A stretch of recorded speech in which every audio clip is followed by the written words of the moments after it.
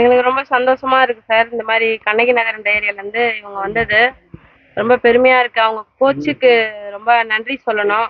இன்னைக்கு அவங்க இல்லைன்னா வந்து கார்த்திகா இந்த அளவுக்கு நிலைமைக்கு வந்திருக்க முடியாது. முழுக்க அவங்க ரொம்ப சப்போர்ட் பண்ணி எங்க பொண்ணை தைரியமா அனுப்பி அவங்கள நம்பி நாங்கள் அனுப்பி வச்சு ரொம்ப பாதுகாத்து அவங்க இந்த அளவுக்கு கொண்டு வந்திருக்காங்க. அதனால ரொம்ப நன்றி அவங்க கோச்சுக்கு. எத்தனை வருஷமா இங்க இருக்கீங்க? பாப்பா எத்தனை வருஷமா நீங்க விளையாட ஊக்கப்படுத்திருக்கீங்க? நாங்கள் வந்து இங்கே 2000 வந்தோம் சார். நாங்கள் அவங்க 6வது படிக்கும் பொழுது நாங்கள் கபடியில் சேர்த்து விட்டோம். அதுக்கப்புறம் அவங்க இந்த நிலைமைக்கு வந்திருக்காங்க சார். எப்பவுமே இப்போ எல்லா இடத்துலயுமே பெண்களை வந்து விளையாடுறதுக்குன்னா பெருசா அலோவ் பண்ண மாட்டாங்க. நீங்க எந்த நம்பிக்கையில பொண்ணை விளையாடுறதுக்காங்க? அதுவும் குறிப்பா கபடி விளையாடுறது எனக்கு உடல்ல அதிகமா வேலை பார்க்குற ஒரு விளையாட்டு கபடி.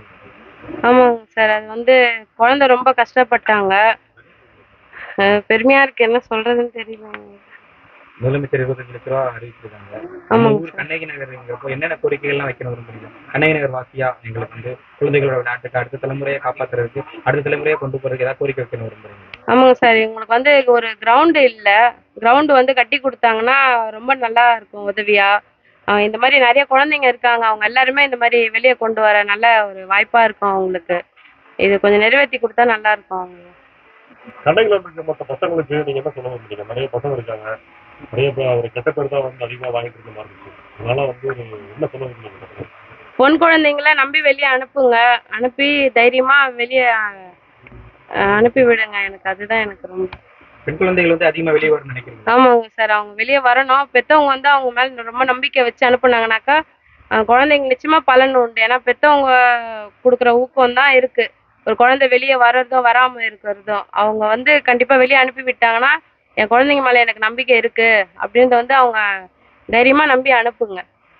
ஒரு 2 ஆண்டுகள் முன்னாடி வந்து அவங்க பொதுத் தேர்வை வந்து ரத்து செய்வது நீங்க கபடி விளையாட போனீங்க. அந்த டைம்ல உறவினர்களோ அசமகரம் கேட்டுப்பாங்க.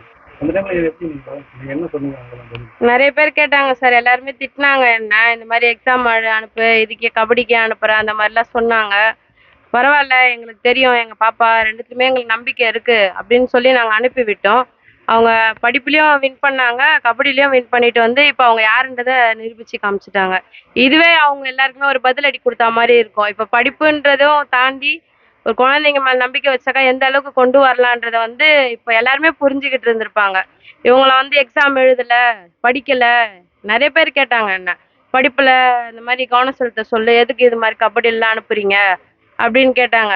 சரிங்க பரவாயில்லைங்க, நாங்க பாத்துக்கிறோங்க, சரிங்க சொன்னதுக்கு ரொம்ப நன்றின்னு சொல்லிட்டு நாங்க பாப்பாவை இந்த மாதிரி தைரியமா நம்பி அனுப்பி விட்டேன். இப்போ அவங்க அந்த மாதிரி வின் பண்ணிட்டு வந்திருக்காங்க.